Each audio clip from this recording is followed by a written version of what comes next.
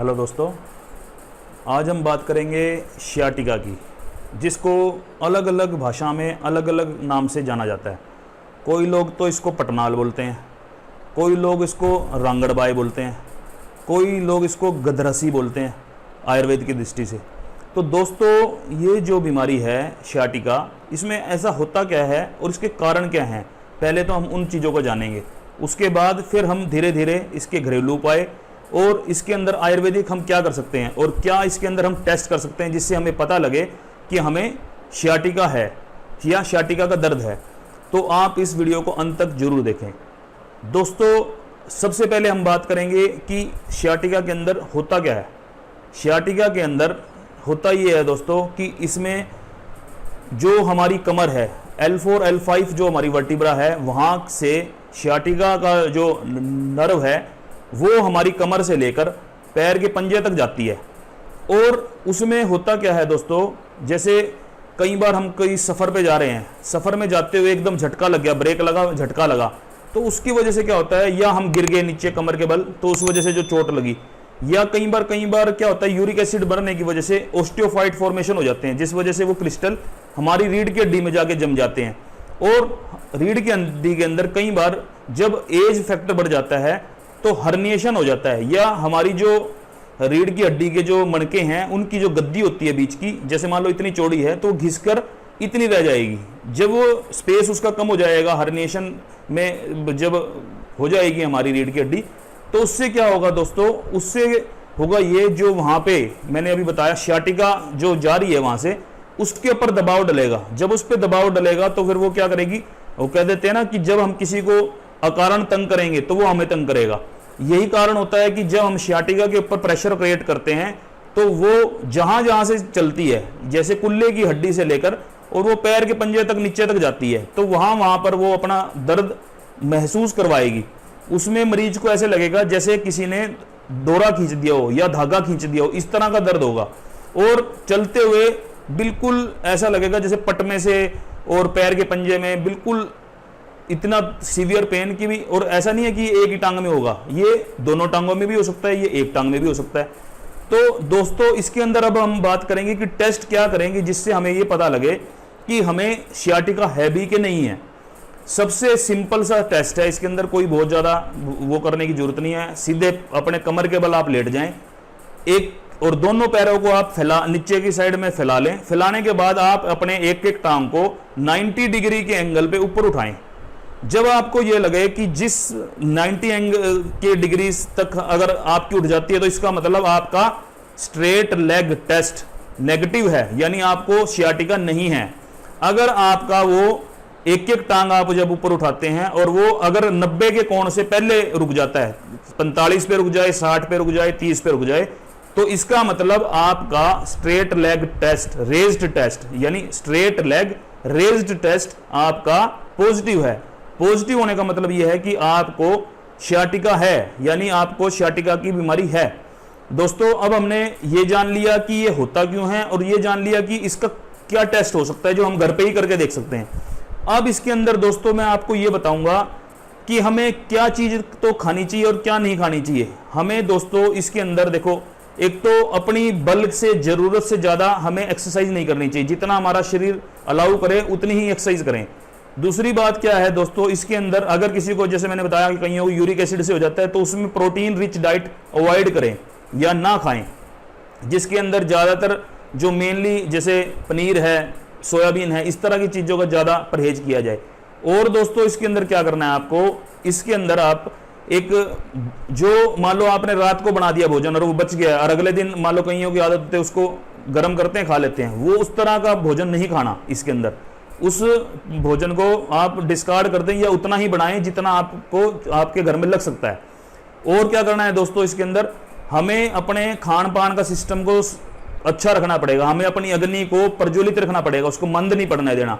यानी खाने के साथ में, भोजन के साथ में ठंडा पानी नहीं पीना, खाने के आधा घंटा पहले या बाद में आपने पानी पीना है। ये इस तरह की छोटी छोटी चीज़ें जो है, देखो हमारी आम दिनचर्या का ही एक पार्ट है, उसी को अगर हम सुधार लेंगे तो हम अपनी ये जो कि भी क्या हम करें और क्या ना करें, तो वही चीज़ें हैं, बहुत ज़्यादा वो नहीं है, डिटेल की बातें तो वही हैं। देखो बार बार हम वही करते हैं, अगर होता देखो जो भी रोग है मिथ्या आहार विहार से ही है, कि जब भी कोई रोग का कारण वही बनती हैं बातें। अब बात आ जाती है कि हम घरेलू उपाय क्या करें कि जिसकी वजह से हम इस बीमारी से निकल सकते हैं। दोस्तों बहुत ही सिंपल सा इलाज है।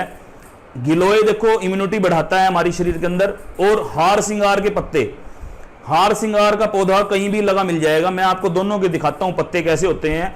उनको आपने क्या करना है दोस्तों, 4-5 पत्ते हार सिंगार के और गिलोय के पत्ते भी, और गिलोय की कच्ची गिलोय जो कच्चा पार्ट होता है उसका छोटा सा उसका मतलब उसकी टहनी भी, उसको आप क्रश कर यानी कूटने के बाद आप क्या करें, 4 गिलास पानी के अंदर उसको उबलना टेक दें। जब वो आपका उबलकर 1 गिलास रह जाए, 4 गिलास 1 गिलास रह जाए, तो उसको उतार लें, छान लें। छानने के बाद आप उसको पी लें सिप सिप कर।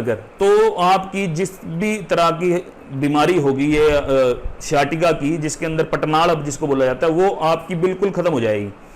और दोस्तों अभी मैं आपको एक बार दिखाता हूं पत्ते। ये देखिए दोस्तों, ये आपको दिखाने के लिए देखिए, ये पत्ता होता है इसका हार सिंगार का। इसमें क्या होता है देखो, इस एक साइड में तो ये खुरदरा होता है, ये देखो जैसे मैंने उंगली फेरी तो यहां से ये कांटेदार है, दूसरी साइड से प्लेन होता है। और ये देखो बड़ा सिंपल सा पत्ता होता है। और आपको कहीं भी आपके जो आप कभी देखेंगे इस पत्ते की शक्ल देख लो आप कैसी होती है, या गूगल पे भी आप हार सिंगार लिखेंगे तो आपको पत्ते की फोटो पता लग जाएगी। तो ये पत्ता है हार सिंगार का, इसके 4 से 5 पत्ते आपने यूज करने हैं। और ऐसे ही दोस्तों ये देखिए, ये गिलोय की बेल है जिसके ऊपर ये पान के पत्ते की तरह का पत्ता लगता है। और इसकी मैंने जो बताया था कि कच्ची टहनी तोड़नी है। कच्ची टहनी तोड़ने से क्या होगा, कच्चे के अंदर क्या होता है, इसके अंदर जूस प्रचुर मात्रा में होता है। जैसे जैसे बड़ा होता जाता है उसके अंदर क्या होता है, वो सूखती चली जाती है। तो इसके अंदर से आपने एक तो इसके 4-5 पत्ते तोड़ लेने हैं, और इसकी इतनी एक टहनी तोड़ लेनी है, 1 उंगली भर, और उसको कूट कर आप अपना पानी में, जैसे मैंने बताया 4 गिलास पानी जब 1 रह जाए तब आपने पीना है। अब दोस्तों इसके अंदर हम आयुर्वेदिक सिस्टम क्या करें, जब क्योंकि being a Ayurvedic physician, Ayurvedic doctor होने के नाते मेरा ये फर्ज बनता है कि मैं आयुर्वेदिक जरूर आपको बताऊं। तो आयुर्वेदिक इसके अंदर दोस्तों बहुत ही सिंपल सी दवाई है। हमें क्या करना है, त्रयोदशांग गुग्गल आपने ले लेना है। और दोस्तों इसके अंदर आपने क्या करना है, एक आप इसके अंदर चंद्र प्रभावटी, ये दोनों गोलियां आप 2 गोली सवेरे 2 शाम को आप ले लें भोजन के बाद, और 1 चम्मच अश्वगंधा चूर्ण रात्रि सोते हुए दूध के साथ ले लें। यही इसका इलाज है। और इसके अंदर सबसे बड़ी बात यह है कि भी अब आपको मैं थोड़ा सा इसके अंदर ना सिकाई का और बताऊंगा। क्यों? क्योंकि क्या होता है देखो, दर्द जब भी होता है तो हम हर बार ये कहते हैं कि सेक करने से आराम मिलता है। इसके अंदर हम 2 तरह से सेक कर सकते हैं दोस्तों। एक सेक हमने करना है गर्म पानी के, वही 4 गिलास पानी को गर्म कर लें, बॉयल कर लें, उसमें सेंधा नमक डाल लें। सेंधा नमक डालने के बाद आप क्या करें दोस्तों, गिल्ली सिकाई बोलेंगे इस मेथड को जो मैं बता रहा हूं। उसके अंदर क्या करें, आप सूती कपड़ा डिप कर लें, डिबो दें।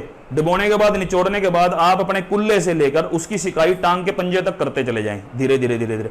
आपको दोस्तों जो अकड़न होगी शरीर के अंदर या आपकी टांगों के अंदर, वो बहुत जल्दी रिलीज हो जाएगा, बहुत जल्दी उसमें आराम मिल जाएगा। दूसरा सिकाई का तरीका क्या है दोस्तों, दूसरा तरीका ये है, आप रेत ले लें, रेत को कढ़ाई में गर्म कर लें, गर्म करने के बाद उसकी पोटली बना लें। पोटली से अब आप सेक कर सकते हैं। पोटली से सेक करने का फायदा यह रहेगा कि जैसा आपका शरीर का आकार है उसके अकॉर्डिंग ही वो पोटली सेक करती चली जाएगी।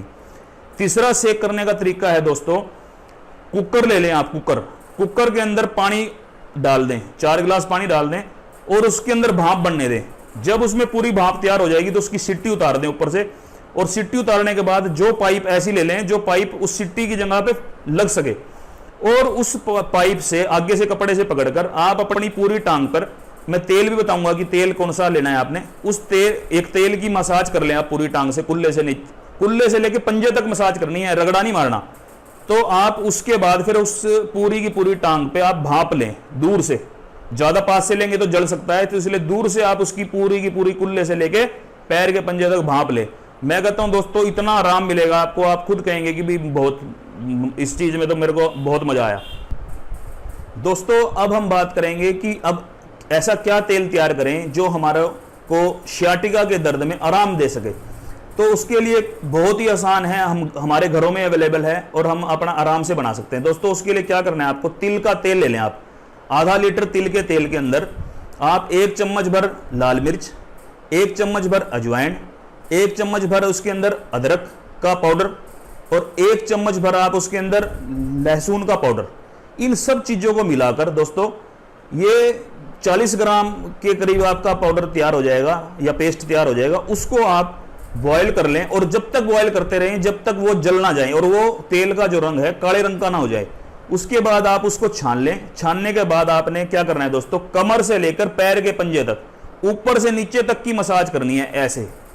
ऐसे नहीं करनी। ऐसे करोगे तो क्या होगा, एक तो बालों को बाल फट जाएंगे वहां से, दूसरा क्या होगा, जो दोष निकलने हैं शरीर से वो उनकी एक ही दशा हो, ऊपर नीचे नहीं रगड़ा मारना। आपने क्या करना है, कमर से लेकर पैर के पंजे तक की मसाज करनी है।